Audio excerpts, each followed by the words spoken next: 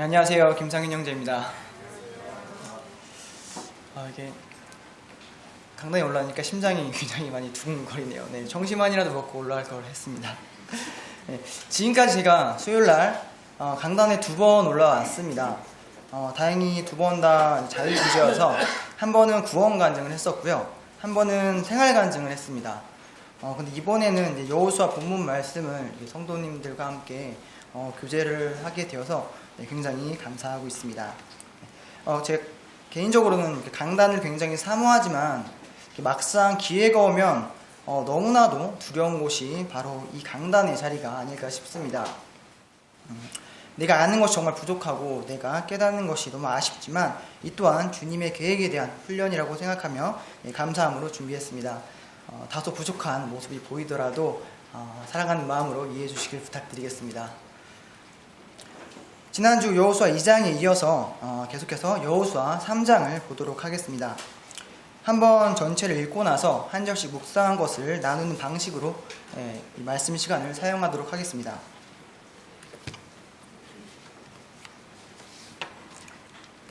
여호수아 3장이고요. 제가 먼저 시작으로 성도님들과 교독하도록 하겠습니다. 또 여호수아가 아침에 일찍이 일어나서 그와 모든 이스라엘 자손들과 더불어 시딤에서 떠나 요단에 이르러 건너가기 전에 거기서 유숙하니라.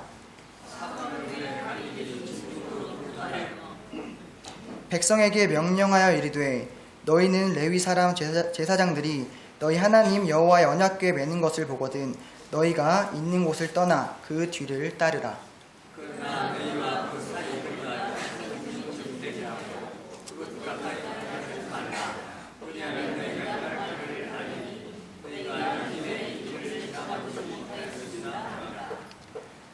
여호수아가 또 백성에게 이르되 너희는 자신을 성결하게 하라. 여호와께서 내일 너희 가운데에 기이한 일을 행하시리라.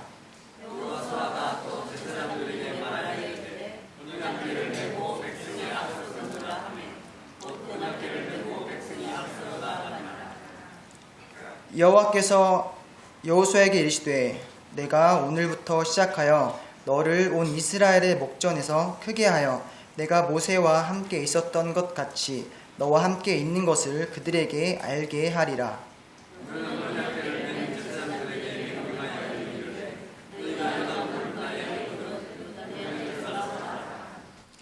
여호수아가 이스라엘 자손에게 이르되 이리 와서 너희의 하나님 여호와의 말씀을 들으라 하고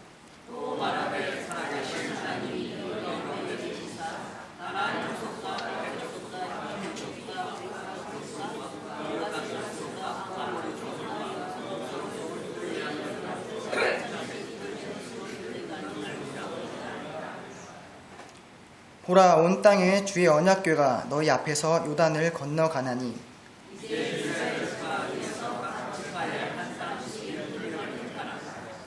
온 땅에 주 여호와의 궤를 맨 제사장들의 발바닥이 요단 물을 밟고 멈추면 요단 물 곧 위에서부터 흘러내리던 물이 끊어지고 한 곳에 쌓여 서리라.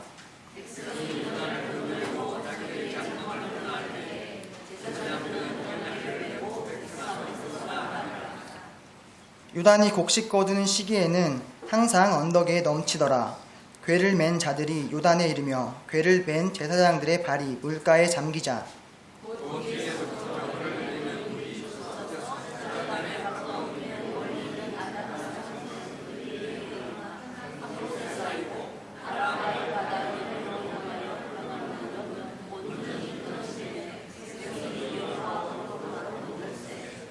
여호와의 언약궤를 맨 제사장들은 요단 가운데 마른 땅에 굳게 섰고 그 모든 백성이 요단을 건너가기를 마칠 때까지 모든 이스라엘은 그 마른 땅으로 건너갔더라. 아멘.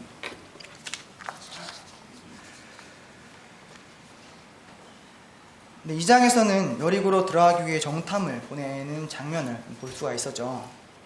3장에서는 이제 드디어 이스라엘 백성들이 여리고로 들어가기 위해 반드시 건너야만 하는 요단강을 건너는 장면이 나오고 있습니다. 그럼 1절부터 다시 차례를 보도록 하겠습니다.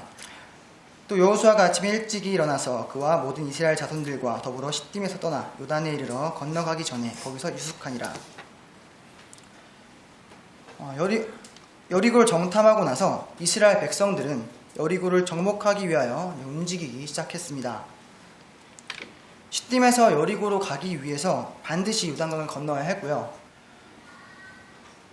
때문에 이스라엘 백성들은 1절에 말씀하시는 것과 같이 아침 일찍 일어나서 요단강에 이르러 사흘간 유숙을 했습니다.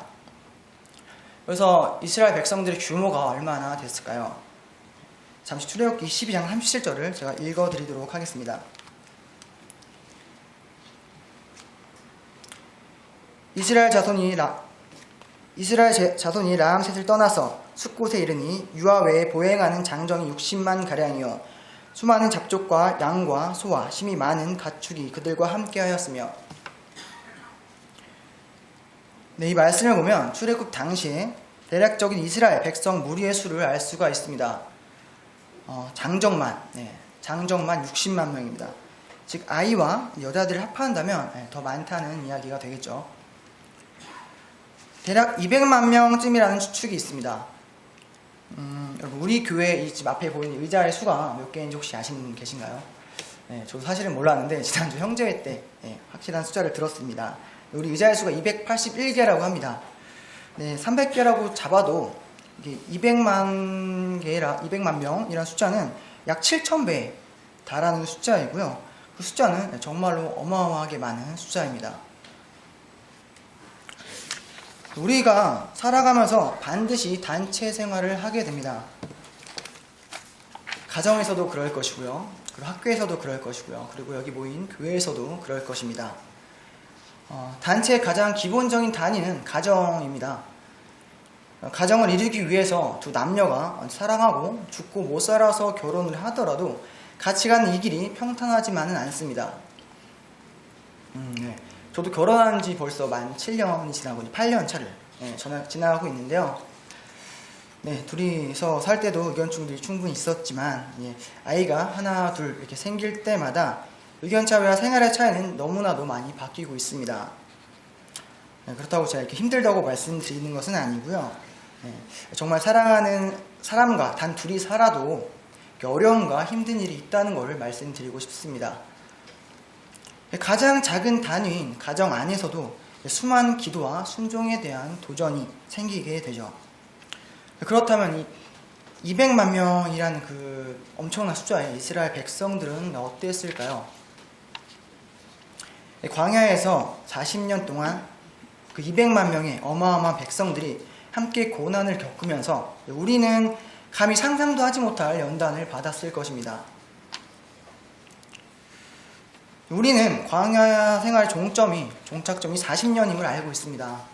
하지만 이스라엘 백성들은 그 기간이 언제가 끝날지 모르는 한없이 긴 기약 없는 세월이었을 것입니다. 하지만 바로 지금 이 순간 드디어 주님이 약속했던 가나안 땅으로 가기 위한 바로 직전의 상황인 것이죠. 이들의 마음이 어떠했을지, 이들의 믿음이 어떠했을지를 한번 생각을 해보게 됩니다. 여러분 우리가 생활을 하면서 전기와 물이나 또 공기나 햇빛이나 정말 아무렇지 않게 정말 당연한 듯이 우리가 누리며 살고 있습니다.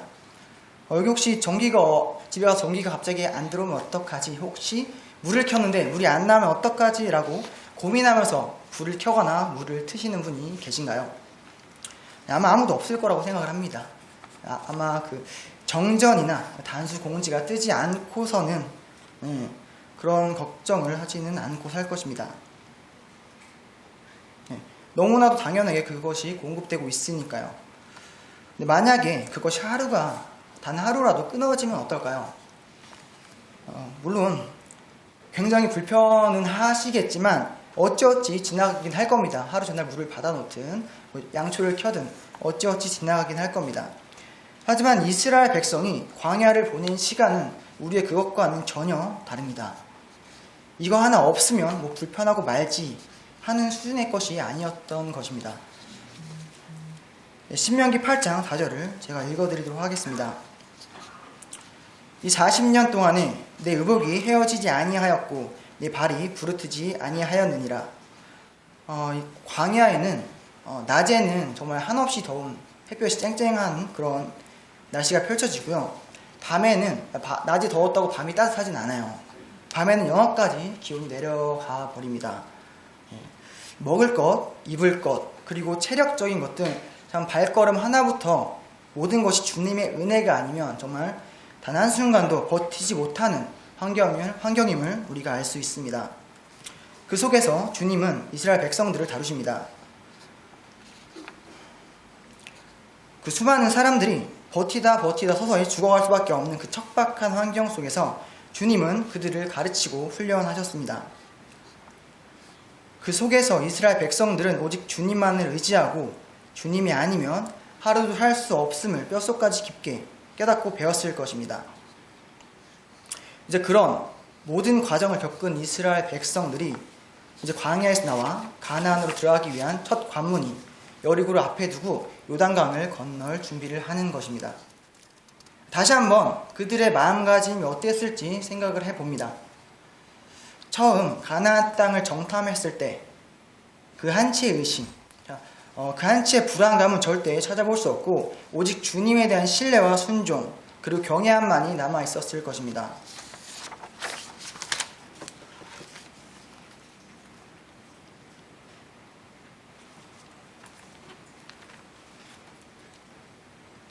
그래서 3절부터 읽도록 하겠습니다.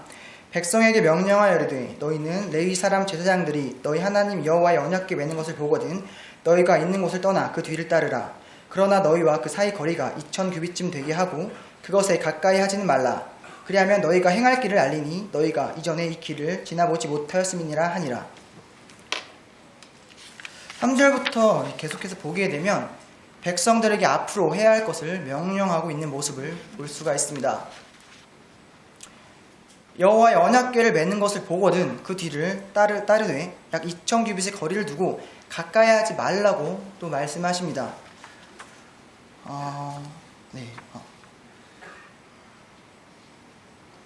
가까이 이제 같이 여리고성으로 가게 될 텐데요. 가까이라고 하면 과연 어느 정도일까요? 일단 우리의 정서상 제가 지금 있는 이 자리에서 저기 뒤에 있는 저 문까지 있는 정도 거리가 되면 같이 가는 기준에서요. 그런데 어느 누구도 같이 간다고 생각을 하지 않으실 거예요. 저 앞에 가는 사람과 여기 같이 가면은 어느 누구 동행한다고 생각하시는 분은 없을 거라고 생각을 합니다. 우리 생각의 가까움은 손을 뻗을 정도, 손을 뻗어 닿을 정도, 그게 아니면 한 두세 걸음 정도 걸어가서 닿을 정도, 그 정도가 되면 아마 같이 걸어간다라는 의미가 맞지 않을까 싶습니다. 그래서 2000규빗의 거리는 어느 정도일까요? 한 규빗이 약 45cm라고 합니다. 2000규빗이면 약 900m, 약 1km 정도가 되는 거리가 됩니다. 자, 여기서 저 문까지의 거리만 돼도 같이 간다는 생각이 들지 않는데 우리 정서상 1km면 상당히 먼 거리고 그게 어떻게 같이 가는 거냐 라고 할 만한 거리이긴 해요. 근데 이제 유대인들이 정하기를 안식일날 걸어도 될 만한 거리를 1km로 정한다고 합니다. 즉 유대인에게 1km는 그 일을 하지 않는 거리인 셈이라고 생각을 합니다. 그래서 언약궤와의 거리가 멀어서 따로 간다라는 느낌보단 여호와의 말씀인 언약궤를 앞세우고 함께 나아간다는 의미가 더 컸던 것이죠.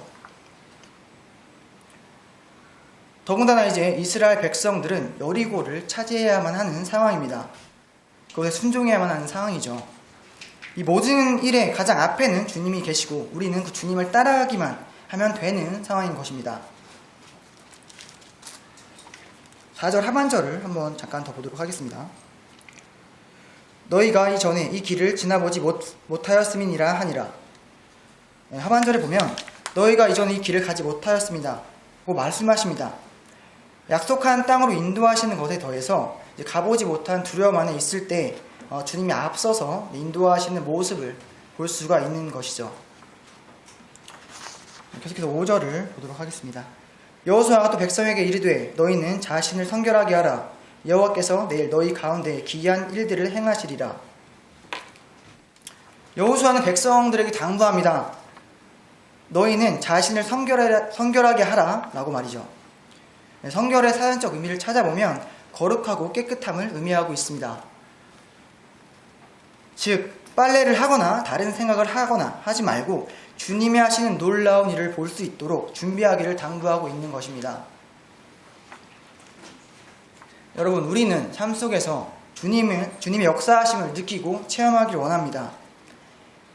하지만 주님께서 일하심에도 불구하고 우리가 말씀 안에 깨어있지 않으면 눈이 가리워지고 귀가 어두워져서 주님의 역사를 보지 못할 때가 있습니다. 우리는 우리 자신을 성결하게 하여 주님의 역사를 볼 수 있도록 준비해야 하는 것입니다.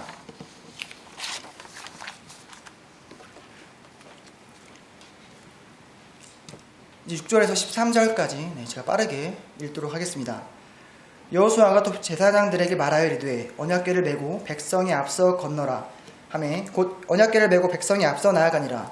여호와께서 여호수아에게 이르시되 내가 오늘부터 시작하여 너를 온 이스라엘의 목전에서 크게 하여 내가 모세와 함께 있었던 것 같이 너와 함께 있는 것을 그들이 알게 하리라. 너는 언약궤를 맨 제사장들에게 명령하여 이르기를 너희가 요단 물가에 이르거든 요단에 들어서게 하라.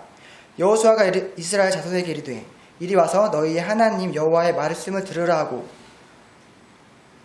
또 말하되 살아계신 하나님이 너희 가운데 계시사 가나안 족속과 헷 족속과 히위 족속과 브리스 족속과 기르가스 족속과 아모리 족속과 여부스 족속을 너희 앞에서 반드시 쫓아내실 줄을 이것으로 너희가 알리라.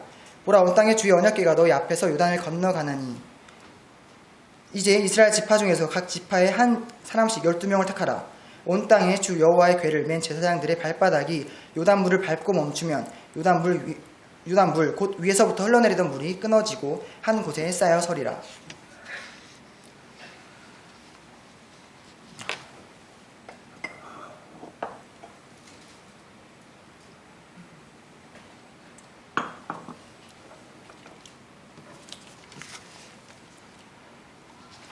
네, 2절에서부터는 드디어 제사장들이 언약궤를 메고 백성에 앞서 나아가는 모습을 볼 수가 있습니다. 그래서 7절을 봤을 때 여호와 하나님이 이제 큰 일을 행하기 전에 가기 전에 여호수아를 또 격려하는 모습을 볼 수가 있고 8절과 13절의 말씀을 보면 여호와 하나님께서 여호수아에게 명령하는 모습을 볼 수가 있습니다. 그리고 앞으로 할 일들과 이루어질 일들에 대해 선포하는 모습도 볼 수가 있습니다. 그래서 10절 말씀에 대해서 한번 조금 더 찾아보도록 하겠습니다. 창세기 15장 18절 이하의 말씀을 제가 읽도록 하겠습니다.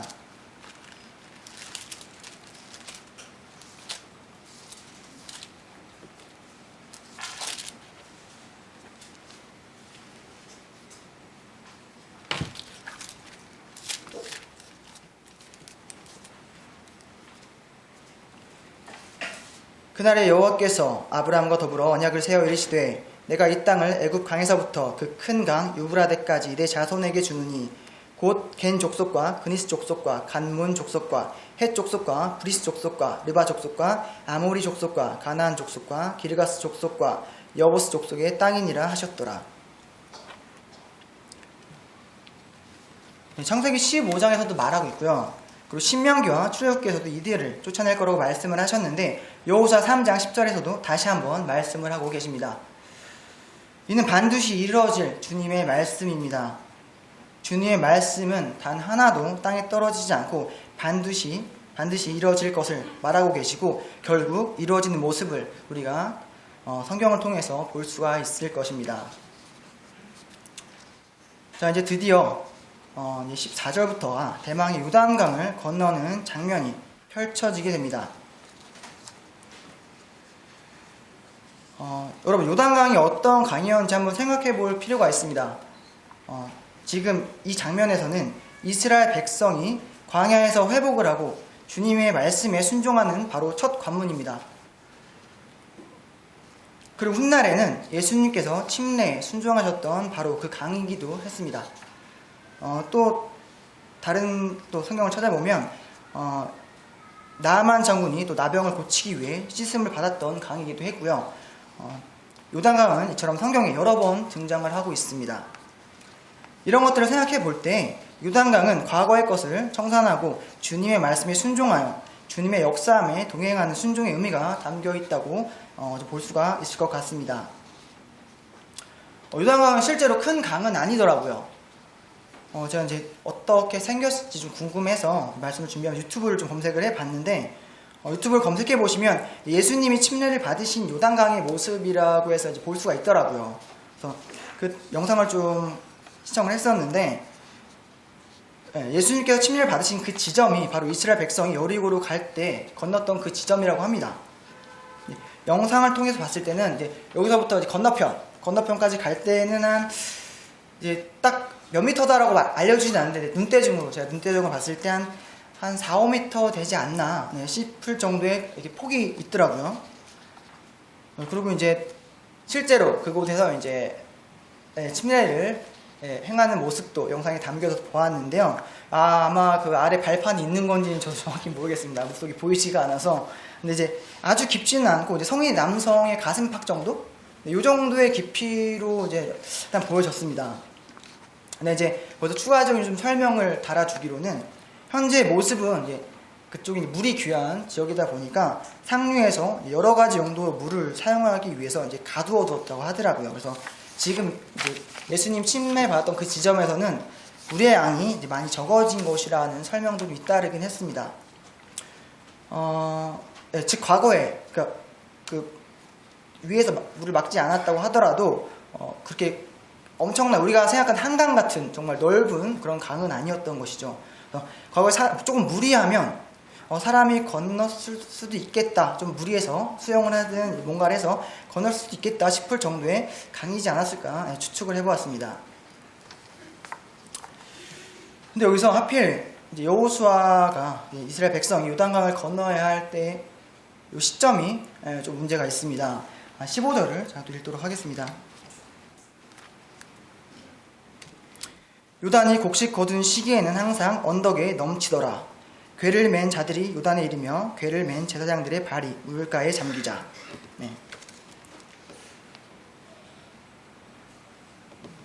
요단이 곡식 거두는 시기에는 항상 언덕에 넘치더라 라고 기록되어 있습니다. 말씀을 통해서 요단강이 이제 불어나는 시기인 것을 알 수가 있습니다. 정녕 사람이 봤을 때 지금 요단강을 건너는 건 건너기 가장 힘든 시기인 것이죠. 이렇게 만약에 저라면은 지금 딱 그것을 보고 나서 딱 드는 생각이 이랬습니다. 지금 자연적으로 우리에게 모든 게 불리한데, 광야에서 40년도 참았는데 잠깐만 조금만 더, 물이 줄어들 때까지만 조금만 더 참고 가자 라고 생각할 수도 있었을 거예요. 저는 그렇게 생각을 했습니다. 하지만 이들은 더 이상 그런 의심이나 의문이나 불만과 불평을 하지 않았습니다. 필경 사람의 눈에는 어려울 것 같이 보이고 불가능할 것 같이 보이지만 그들은 더 이상 다른 생각을 하지 않습니다. 오직 주님의 신실하심만을 생각하고 주님의 능력을 믿으며 순종으로 나아가는 모습을 보여주고 있습니다. 우리는 이스라엘 백성의 두 가지 모습을 모두 보게 됩니다. 과거에 가나안으로 들어가기 위해 온전히 순종하지 못하는 백성들의 모습을 보았고요. 지금은 주님의 말씀에 굴복하여서 온전히 순종하는 모습을 보았습니다. 이 모습을 보며 지금 이 말씀을 우리에게 비춰볼 필요가 있다고 생각합니다. 주님은 과거에도 그랬고 지금도 동일하십니다. 백성들이 순종하지 아니했을 때도 그랬고요. 지금 순종할 때도 주님은 언제나 동일하신 분입니다. 하지만 그 결과는 극단적으로 달라지는 모습을 우리가 볼 수가 있었습니다. 그것은 바로 우리의 마음의 태도의 문제였습니다. 주님은 우리의 능력이나 어떠한 것을 보지 않으십니다. 오직 주님을 경외하는가, 오직 주님을 신뢰하는가, 오직 주님께 순종하는가, 즉 우리의 중심만을 보시는 분이십니다. 이렇게 백성들이 순종할 때 주님께서 약속하신 그것들이 이루어지는 모습을 우리가 말씀을 통해서 볼 수가 있게 됩니다. 16절과 17절 제가 읽도록 하겠습니다. 곧 위에서부터 흘러들이던 물이 그쳐서 사르단에 가까운 매우 멀리 있는 아담 성읍 변두리에 일어나 한 곳에 쌓이고 아라바의 바다 여매로 향하여 흘러가는 물은 온전히 끊어짐에 백성이 여리고 앞으로 바로 건널세 여호와의 언약궤를 맨 제사장들은 요단 가운데 마른 땅에 굳게 섰고 그 모든 백성이 요단을 건너기를 마칠 때까지 모든 이스라엘은 그 마른 땅으로 건너갔더라. 이제 여리고로 들어가기 위한 주님의 역사가 시작됩니다. 궤를 맨 제사장들의 발이 물에 잠기자 요단강이 끊어지는 장면을 우리가 볼 수가 있습니다. 그리고 백성들이 모두 건너기까지 언약궤를 맨 제사장들은 요단 한가운데서 마른 땅에 굳게 서 있는 모습도 우리가 볼 수 있습니다. 여호와의 말씀인 언약궤는 백성들을 인도할 땐 가장 앞에 섰습니다. 하지만 요단강이라는 우리가 건너야 할 한 시련이겠죠. 요단강을 건너야 할 어려움 가운데서는 멈추는 모습을 보여줍니다. 그리고 백성들이 마른 땅으로 안전하게 모두 건너가는 것을 확인한 후에야 가장 마지막으로 요단강에서 나온 것을 우리가 알 수 있습니다. 이것으로 여호수아 3장이 마무리되고 이스라엘 백성들은 온전히 요단강을 건널 수가 있었습니다. 제가 이번에 여호수아 3장을 준비하면서 가장 핵심되는 장소는 바로 요단강이라고 생각을 했고요. 가장 핵심되는 단어는 바로 순종이라는 단어로 생각을 했습니다. 우리 삶 속에는 노예의 때와 광야의 때와 그리고 여리고로 향하는 때와 가나안을 정복하는 때가 모두 있을 것입니다. 바로 죄와 연단과 순종과 은혜의 때입니다. 구원의 문제도 그렇고요. 구원을 받았다고 해서 또 다른 시련이 오지 않는 것은 아닙니다. 어떠한 결정을 할 때라던가 무언가를 멈춰야 할 때 우리는 말씀으로 갈등할 때가 있습니다. 하지만 우리는 그때마다 우리가 할 수 있는 것을 해야 합니다. 바로 주님 앞에서 성결하며 주님의 일에 순종하며 주님의 역사하심에 참여하는 것이 바로 우리가 갖춰야 할 자세가 아닌가 싶습니다. 순종이란 것이 정말 쉽지는 않은 것 같아요. 그리고 참 재밌는 것이 나의 말씀이 아니라면 그 말씀이 나의 말씀이 아닌 다른 사람에게 적용되는 모습을 볼 때 우리는 그것에 대해 판단을 하기도 합니다. 마치 베드로가 주님을 부인할 때 왜 그랬을까? 베드로가 주님을 아는데 하나님의 아들인 걸 아는데 왜 그랬을까? 라고 생각하는 것처럼 아니면 그 바로왕이 10가지 재앙을 왜 다 겪었을까? 첫 번째 재앙만으로도 충분하지 않았을까? 참 그 재앙만으로 하나님의 전능하심과 하나님의 두려움을 깨닫고 그것에 바로 순종하지 않았을까? 라고 하는 것처럼 말이죠. 하지만 참 그것이 아주 작은 일이라도 나의 순종이 되고 나의 말씀이 될 때에는 쉽지 않습니다. 오로지 나는 죽고 주가 그 안에 살아야만 그 순종에 참여할 수가 있습니다. 때론 작은 것에 순종하지 못했을 때 작은 것이니까 나중에 지금은 이건 말고 나중에 좀 더 큰 일이 오면 그때 순종하면 되지 라고 자기 합리화를 시킬 때가 있었습니다. 이건 제 이야기고요. 하지만 작은 것에 순종하지 못한다면 과연 더 큰 일이 왔을 때, 더 어려움이 왔을 때 순종할 수 있을까요? 그러지 못할 것입니다.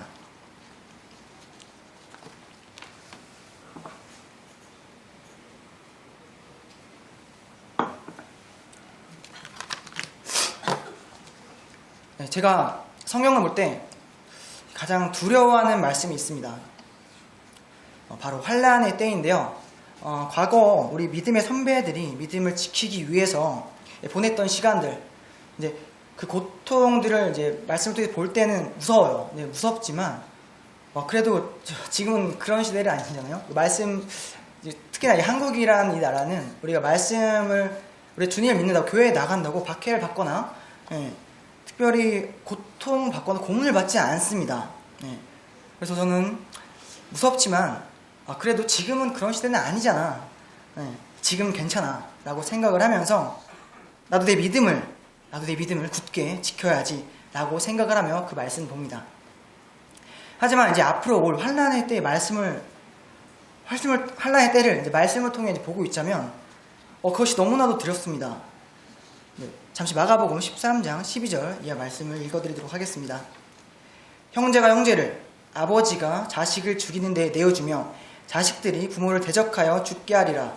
또 너희가 내 이름으로 말미암아 모든 사람에게 미움을 받을 것이나 끝까지 견디는 자는 구원을 받으리라.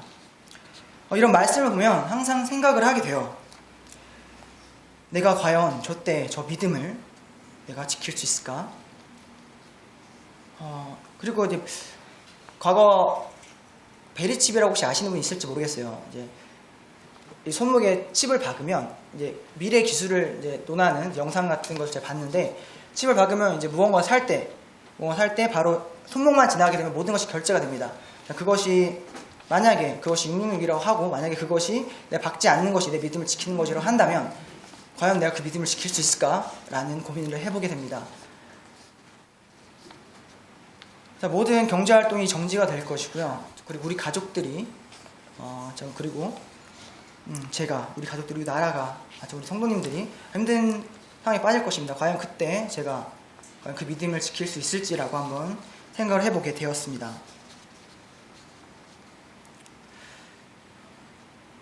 하지만 이런 고민도 그때가 되면 아직은 온 것이 아니니까요. 그때가 되면 그에 걸맞는 믿음을 주시겠지 라고 생각하며 단순히 주님께 기도하고 말씀을 덮을 수밖에 없었습니다.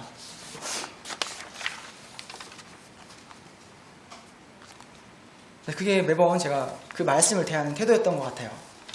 하지만 어느 순간 아주 작은 일에도 주님의 말씀에 순종을 하지 못하면 죄송합니다.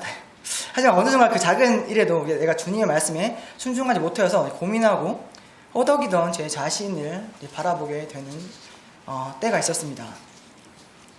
그리고 깨닫게 됐어요. 나의 작은 순종 하나에도 내가 죽지 못하는데 과연 그 큰 순종을 내가 지킬 수 있을까 하고 말이죠. 그리고 기도할 수밖에 없었습니다.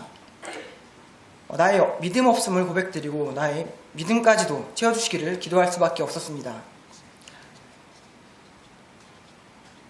사랑하는 성도 여러분, 우리는 살면서 주님 나라 가기까지 계속해서 영적인 전쟁을 해야 합니다.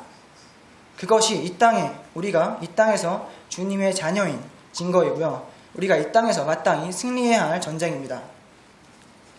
항상 말씀 안에 끼어있고 성결하게 하여 말씀 안에 나 자신을 죽이고 온전히 순종에 참여하는 형제 자매님이 되기를 간절히 기도합니다. 말씀 한 구절을 읽고 기도하고 이 시간을 마치도록 하겠습니다. 사무엘상 15장 22절 말씀입니다. 사무엘이 이르되 여호와께서 번제와 다른 제사를 그의 목소리를 청종하는 것을 좋아하심 같이 하시겠나이까. 순종이 제사보다 낫고 듣는 것이 순종의 기름보다 나으니. 기도하겠습니다.